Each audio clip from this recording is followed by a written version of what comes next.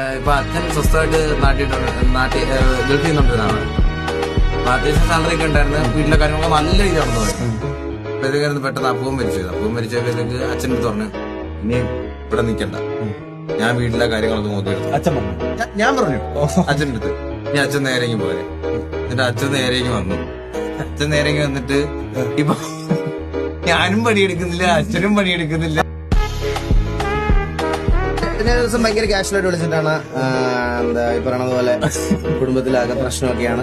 എനിക്ക് ഈ ഇത് കാര്യങ്ങളൊക്കെ ടേക്ക് ഓവർ ചെയ്തേ പറ്റത്തുള്ളൂ. ഇനി ഇങ്ങനെ മടിച്ചിരുന്നിട്ട് കാര്യമൊന്നുമില്ല. ഞാൻ വിസ കാര്യങ്ങളൊക്കെ അറേഞ്ച് ചെയ്യുക. അപ്പൊ ഞാൻ പറഞ്ഞ കണ്ണാപ്പി, നീ ഗെയിമിംഗ് ഇപ്പൊ ഗ്യാപ്പ് എടുക്കണോ? അച്ഛനും പുറത്തു പോകുന്നതിന് ഞാൻ എന്തിനു ഗ്യാപ്പ് എടുക്കണം?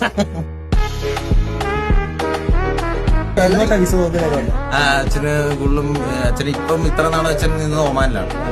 ഇനിയും അവിടെ ചില മരുഭൂമി നിർത്തണമെന്ന് ഇച്ചിരി തണുപ്പുള്ള രാജ്യത്തോട്ട് വിടാന്ന്